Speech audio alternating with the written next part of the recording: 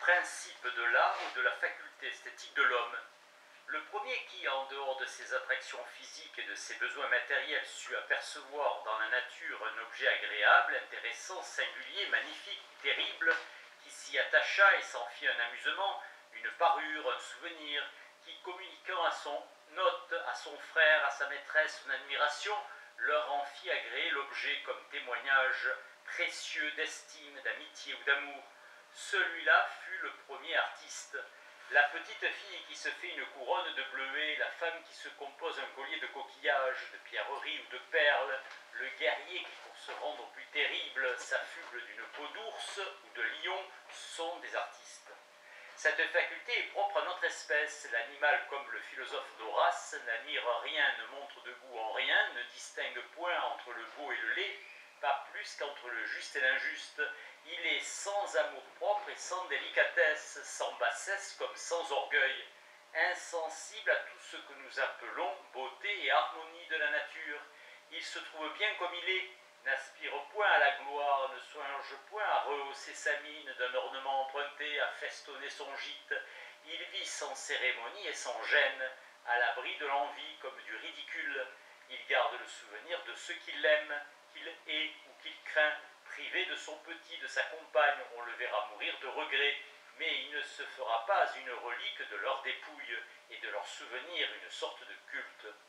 Libre, il consomme ses provisions en nature, on ne l'a jamais vu les faire cuire au soleil, les macérer dans le sel et les épices, ou les combiner entre elles de manière à multiplier ses jouissances. En fait, d'art culinaire, il peut en revendre à la sagesse de Pythagore.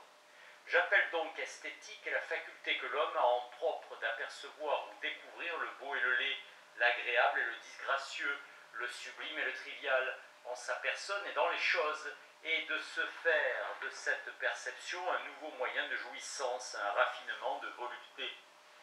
Ainsi déterminé dans son principe et dans son objet, l'art se fait de tout un instrument ou une matière, depuis la plus simple figure de géométrie jusqu'aux fleurs les plus splendides, depuis la feuille d'acanthe sculptée sur un chapiteau corinthien jusqu'à la personne humaine taillée en marbre, coulée en bronze et érigée en divinité. Toute la vie va s'envelopper d'art, naissance, mariage, funérailles, moisson, vendange, combat, départ, absence, retour. Rien n'arrivera, rien ne se fera sans cérémonie, poésie, danse ou musique.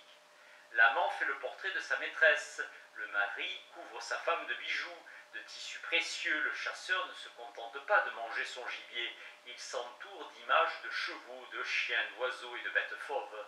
Le chef de clan élève son toit sur des colonnes pareilles aux pins et aux chênes qui soutiennent la voûte sombre des forêts. La table sur laquelle il prend son repas a des pieds de bélier ou de chèvre. Le vase qui contient sa boisson figure un oiseau dont le cou sert de goulot et de bec d'orifice, sans cesse occupé de se relever à ses propres yeux et aux yeux des autres. Il soigne sa démarche, son vêtement et son langage, scandant ses discours, faisant des comparaisons et des paraboles, inventant un refrain, un couplet, une complainte, formulant ses sentences et parlant par apophthegme, s'abstenir des façons grossières, des gestes choquants, des paroles de mauvais augure, est le premier devoir d'un homme bien appris. L'urbanité ou la politesse est le premier et jusqu'à présent le plus positif et le plus précieux des effets de l'art. Tout lui devient occasion ou prétexte. Une colombe fugitive, un moineau mort, une mouche écrasée lui inspire un chef-d'œuvre. Une fois lancé, l'imagination ne s'arrête plus. L'océan en furie, le désert profond lui révèle des beautés sans égales. Les objets les plus dégoûtants se transforment en monuments de luxe et d'orgueil. Nos paysans savent ce qu'un fumier bien troussé devant une ferme indique chez les demoiselles de la maison de coquetterie et de bravoure. Tel est le fait dans sa nudité. Il s'agit de savoir ce qu'il contient, et si urgent l'analyse. Je trouve dans cette faculté d'art, dans ce soin continuel qu'a l'homme de relever sa personne, et tout ce qui s'y rapporte par des ornements tantôt empruntés à la nature, tantôt fabriqués de ses mains, trois choses. La première est un certain sentiment, une vibration ou résonance de l'âme à l'aspect de certaines choses, ou plutôt de certaines apparences réputées par elle, belles ou horribles, sublimes ou ignobles. C'est ce qu'indique le mot esthétique du grec aesthésis féminin, qui veut dire sensibilité, sentiment. La faculté de sentir donc sous-entendait la beauté ou la laideur, le sublime ou le bas, l'heure ou le malheur. De saisir une pensée, un sentiment dans une forme, d'être joyeux ou triste sans cause réelle, à la simple vue d'une image. Voilà quel est en nous le principe ou la cause première de l'art. En cela consiste ce que j'appellerais la puissance d'invention de l'artiste. Son talent en exécution consisterait à faire passer dans l'âme des autres le sentiment qu'il éprouve. Cette cause première fondamentale de l'art en engendre une seconde, de laquelle l'art tirera tout son développement. Doué de cette faculté esthétique, l'homme se l'applique à lui-même. Il veut être beau, se faire beau, noble, glorieux, sublime, et le devenir de plus en plus. Lui dénier ce mérite, combattre cette prétention, c'est l'outrager. Si l'art a son principe dans la faculté esthétique, sens poétique, ou comme on voudra l'appeler, il reçoit l'impulsion de l'estime de soi ou de l'amour-propre. La première de ces deux facultés donne le germe, la seconde est la force motrice qui produit l'accroissement. Enfin, de l'action combinée de ces deux causes, la faculté esthétique et l'amour-propre, naît une troisième faculté, appelée à jouer dans l'art un grand rôle, mais qui cependant ne lui est pas absolument indispensable, et dans tous les cas demeure secondaire. La faculté d'imitation. Reproduire en effet par la peinture, la statuaire ou de toute autre manière un objet qui plaît, c'est en jouir de nouveau, c'est suppléer à son absence et à sa perte. C'est bien souvent l'embellir encore. La poésie, le chant, la musique, la danse, les pompes ou processions vont au même but. Retenons donc ceci, à l'encontre de ce qu'ont prétendu quelques auteurs qui ont vu dans la faculté d'imitation le principe de l'art, qu'elle n'est pas du tout si éminente qu'on la suppose, non plus que l'estime de soi, ce qui constitue l'artiste. De même qu'on peut être un habile versificateur sans être poète, de même il peut se rencontrer dans un individu une grande aptitude de reproduction ou d'imitation sans que cet individu puisse se dire artiste. Là où manque l'âme, la sensibilité, il n'y a point d'art, il n'y a que du métier. Sur ce point, le public et les critiques, même les plus clairvoyants, sont exposés à se tromper, prenant sur la foi de leur propre idéal les illusions du dessin, du modelé, qui sont en eux pour des signes de génie chez les autres. Dans une époque de charlatanisme, comme la nôtre, cette espèce abonde. Il n'est pas rare de la voir usurper les honneurs et la réputation dus aux vrais artistes. Tout cela, et ce qui va suivre, a été dit par d'autres, je suppose, et je demande pardon au lecteur de le traîner sur ces lieux communs. Mais peut-être les mêmes choses n'ont-elles pas été exprimées comme je les exprime, ni dans l'ordre où je les exprime. En tout cas, comme nous ne pouvons raisonner de l'art contemporain sans remonter à l'art antique, ni parler de l'art antique sans nous référer au principe, force était pour moi de ressasser un peu ces éléments. Je hais les idées mal suivies. Je ne comprends que ce qui est clairement exprimé par la parole, formulé par la logique et fixé par l'écriture. Ce que nous venons de dire, que l'art repose sur une triple base, savoir, faculté esthétique ou sens poétique, culte de soi ou amour-propre et puissance d'imitation, fournit matière à quelques réflexions qu'il est indispensable de consigner ici le plus sommairement possible.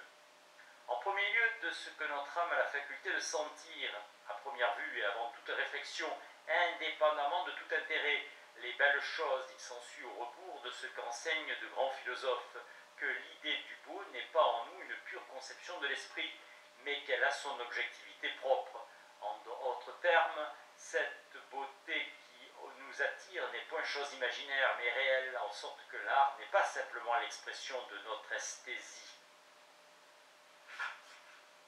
Comme passe ce néologisme, il correspond à une qualité positive des choses. Je ne ferai pas là-dessus de longs raisonnements. Il serait inconcevable que l'idée du beau fût une création de toute pièce de l'esprit humain, sans réalité dans la nature. Qu'est-ce que donc que l'esprit sinon la nature ayant conscience d'elle-même? Ce qui constitue la beauté, n'est-ce pas l'ordonnance, la symétrie, la proportion, l'harmonie des tons, des couleurs, des mouvements, la richesse, l'éclat, la pureté, toutes choses qui se peuvent mesurer au compas, calculées par chiffres, paraître ou disparaître par une simple addition ou soustraction de matière. Dans le cheval, les conditions de la beauté se confondent avec la vigueur, la solidité, la vitesse, la membrure, qualité essentiellement physiologique, positive. Là-dessus, le vétérinaire, l'officier de cavalerie en savent autant que l'artiste le plus consommé. Lorsque le premier homme, tendant les bras à Ève, la proclama la plus belle des créatures, il n'embrassa pas un fantôme, mais la beauté en chair et en os. Ce qui a fait divaguer ici les métaphysiciens, c'est d'avoir pris une faculté d'apperception pour une faculté de création. De ce que nous avons par privilège, la faculté d'apercevoir la beauté en nous-mêmes et dans la nature, ils ont conclu que la beauté n'existait qu'en notre esprit, ce qui revient à dire que la lumière n'existant pas pour les aveugles est une conception des clairvoyants. Sans doute le beau n'existe pas pour qui est incapable de le voir. Bien plus, les mêmes objets, quelle que soit leur beauté intrinsèque, n'excitent pas chez tous les hommes la même vivacité de sentiment. C'est un fait que je ne nie point et qu'il importe de relever. Que s'ensuit-il? Que dans l'œuvre d'art, l'artiste met du sien autant qu'il emprunte à la nature. En conséquence, que l'art, sans jamais pouvoir se dépouiller entièrement de toute objectivité, demeure néanmoins personnel, libre, mobile. Enfin, qu'autant l'artiste montre de spontanéité et d'originalité dans son œuvre, autant le spectateur conserve à son égard d'indépendance.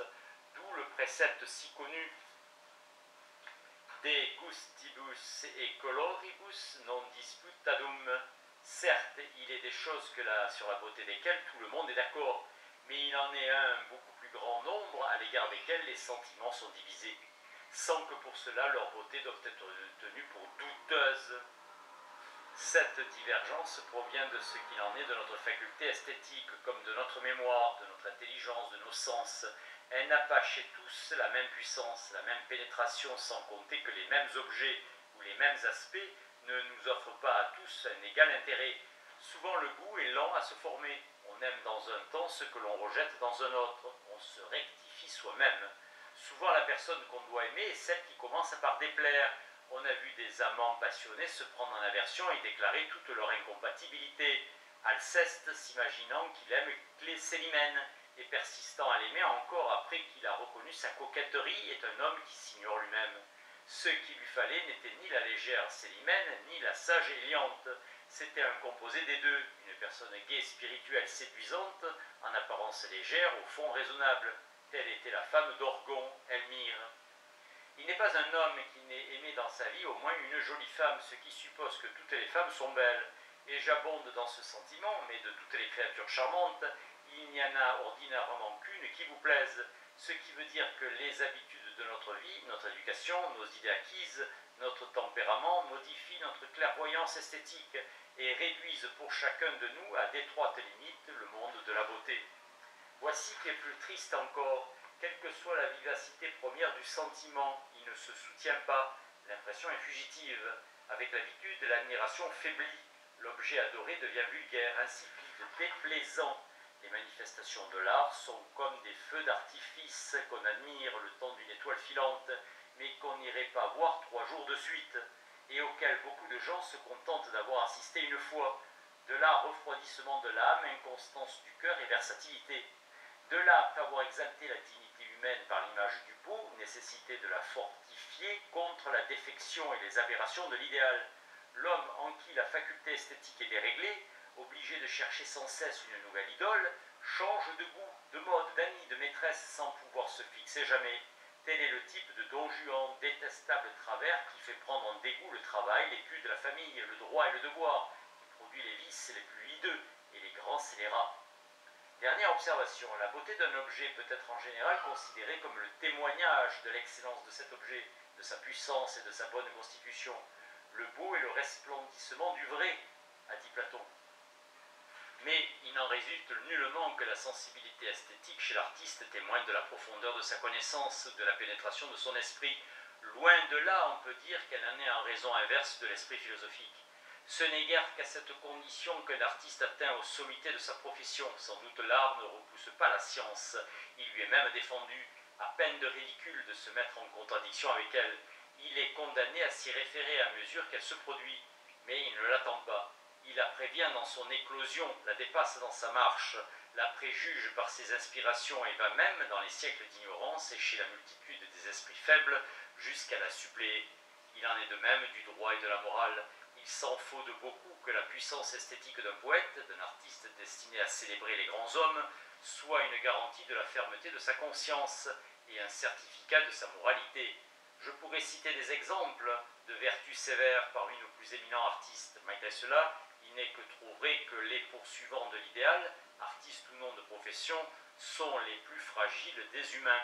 Assurément, l'art, par sa nature, ne répugne pas à la justice, non plus qu'à la philosophie. Il lui est même interdit, à peine de déchéance, de se mettre en opposition avec le droit et les mœurs. Mais l'art, dans son fougueux élan, n'attend pas plus le droit et la loi qu'il n'attend le savoir. Son évolution est beaucoup plus rapide. Il prend le devant et souvent, jusque dans les sociétés avancées, c'est lui dont le culte mystique éveille le supplément dans les âmes admiratives et amoureuses, la loi sévère, précise et impérative de la morale. De ces considérations générales sur le principe et les conditions organiques de l'art, il résulte que si la faculté esthétique, de même que la faculté philosophique, a sa base tout à la fois dans l'esprit et dans les choses, je dirais même dans l'observation, puisqu'il s'agit ici d'une certaine espèce d'apparence, si de même encore que la philosophie, elle a devant elle l'infini de la nature et de l'humanité, elle ne marche cependant pas son égale, elle ne tient pas le haut rang, pas plus dans l'opinion que dans l'histoire. Son rôle est celui d'un auxiliaire, c'est une faculté plus féminine que virile, prédestinée à l'obéissance et dont l'essor doit en dernière analyse se régler sur le développement juridique et scientifique de l'espèce. Le progrès de l'art, s'il y a progrès, n'aura pas sa cause en lui-même. Il recevra son accroissement du dehors. Abandonné à ses propres forces, l'art fantaisiste par nature ne peut que tourner sur lui-même. Il est condamné à l'immobilité.